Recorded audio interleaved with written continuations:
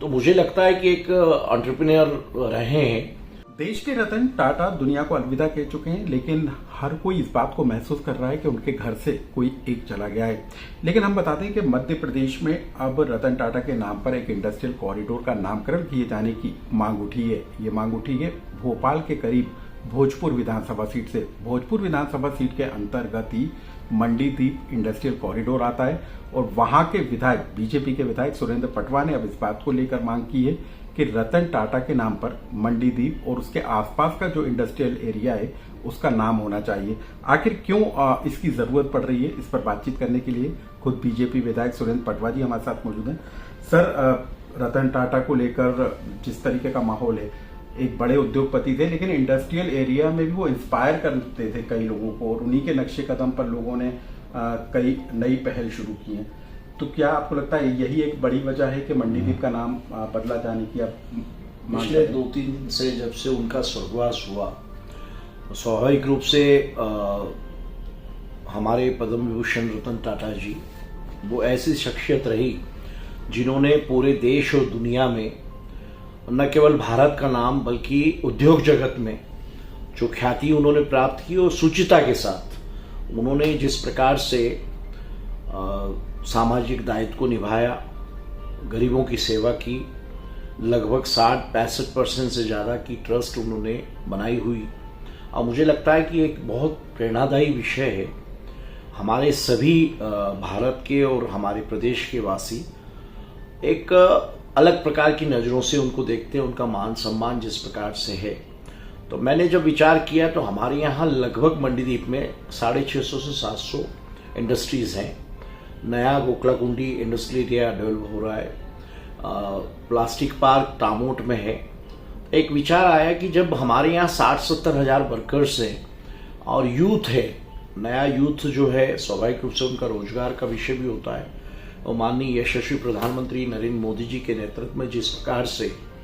हमारे यहाँ स्टार्टअप और जो सारी चीज़ें हैं, योजनाएं चल रही, और मुझे ध्यान है आदरणीय रतन टाटा जी ने स्टार्टअप के लिए बहुत सारे ऐसे नौजवानों को तैयार करने का काम किया था। उन्हीं से प्रेरणा लेकर आज ये तय किया है, और मैं इस मांग को आदरणीय हमारे मध्य प्रदेश के मुख्यमंत्री जी को और प्रधानमंत्री जी को भी लिखना चाहूँगा, क्योंकि ये एक लगभग 20,000 करोड़ के आसपास का हमारे यहाँ एक्सपोर्ट है। वेरियस काइंड ऑफ इंडस्ट्रीज हैं, टेक्सटाइल है, आपका टेक्सटाइल के साथ साथ ऑटोमोबाइल की हैं, प्लास्टिक फैक्ट्रीज हैं, लुपिन है, प्रोक्टोल एंड ग्लेमर है, HEG है। तो ये सब बातों को लगकर मुझे लगता है कि एक पूरे मध्य प्रदेश के द्वारा, सरकार के द्वारा एक ऐसी इंस्टीट्यूट भी हमारे यहाँ बनना चाहिए जो रतन टाटा जी के नाम से हो, और आने वाले समय में हमारा जो यूथ है उसको किस तरह से हम तैयार कर सके, स्पेशली जो इंडस्ट्रियलाइजेशन में एक्सपर्ट हो, जिनका बिजनेस अनुभव है या जो बिजनेस हाउसेस से आते हैं। तो स्वाभाविक रूप से ये सारे के सारे विचार, और जब रतन टाटा जी के बारे में, पूरे इतिहास के बारे में लोग जानेंगे किस प्रकार से उन्होंने, सभी लोगों ने नैनो की मना किया था, उस समय नैनो उन्होंने लेके चालू करी, गाड़ी का प्रोडक्शन किया।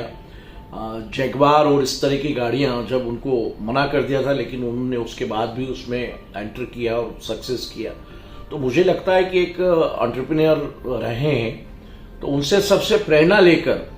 स्वाभाविक रूप से मैं स्वयं भी 30 साल से बिजनेस में हूं, तो मुझे लगता है कि एक ऐसा विषय है जिसमें न केवल मध्य प्रदेश बल्कि पूरे देश में, और खासकर मेरी विधानसभा भोजपुर से, जहां विश्व का सबसे बड़ा शिवलिंग मंदिर है, हमारा वर्ल्ड हेरिटेज भीमबेटका है, और ये इंडस्ट्रियल एरिया के कारण से जब रतन टाटा जी का नाम होगा तो नए हमारे एंटरप्रेन्योर जो हैं वो एक प्रेरणा से, एक उनकी जो क्षमता से, लगन से नया काम करने की एक कहीं न कहीं ज़ील होगी। और ये सारे विषयों को देख के जो आज इंडस्ट्रियलाइजेशन हो रहा है, जो लोग आज इंडस्ट्री लगे हुए हैं, तो मुझे लगता है वो स्वयं भी इस प्रेरणा को लेकर सामाजिक दायित्व को भी पूरा करेंगे और उसके साथ साथ आगे और भी काम करेंगे। आपने एंटरप्रेन्योर की बात की, जो नए लोग आते हैं, क्या इसमें जो एसोसिएशन है या जो फैक्ट्री मालिक हैं, क्या वो भी इसमें सहभागिता करेंगे कि कैसे नई पीढ़ी तक रतन टाटा के जीवन का जो सार है उसको पहुंचाया जाए? स्वाभाविक रूप से ये विषय जब चलेगा तो हमारे एसोसिएशन के जो अध्यक्ष हैं, हमारे जो जिनके बड़े बड़े इंडस्ट्रीज हैं, स्वाभाविक रूप से उनका CSR फंड से इस पूरे विषय को, जिसमें हम स्टार्टअप के साथ साथ हमारा जो टेक्निकल डेवलपमेंट है, तो उन सब चीज़ों को लेकर जब इंस्टीट्यूट की बात करेंगे और जब नामकरण होगा तो एक कहीं न कहीं भावनात्मक रूप से भी और व्यावसायिक रूप से भी हम पूरी हमारी टीम, हमारे व्यवसाय के सारे उद्योगपति और जिस प्रकार से हम लोग आगे और काम करना चाहेंगे। अभी माननीय हमारे मुख्यमंत्री मोहन यादव जी ने लगभग 300 करोड़ रुपए स्वीकृत किए हैं इंडस्ट्रियलाइजेशन के लिए, और नेटलिंक जैसी एक हमारे यहाँ सॉफ्टवेयर कंपनी जो कि वर्ल्ड की बड़ी कंपनी हो गई है, HEG हमारे यहाँ बड़ी कंपनी है, सबसे पहले वो लगी थी। तो ये सब कुछ बूस्टअप मिलेगा इसमें।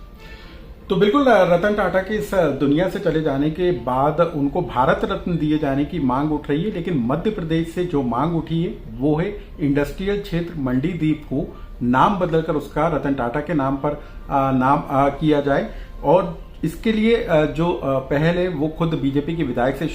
की तरफ से शुरू की गई, इसको लेकर वो पत्र भी लिखेंगे सर। लेकिन रतन टाटा के बाद आपको लगता है कि लोग जिस तरीके का उनका पूरा जीवन निकलकर सामने आया, लोग प्रेरित हो रहे हैं आगे बढ़ने के लिए, पहचान बनाने के लिए? स्वाभाविक रूप से मुझे लगता है कि आज रतन टाटा जी हमारे बीच से गए नहीं है, वो हैं अभी भी।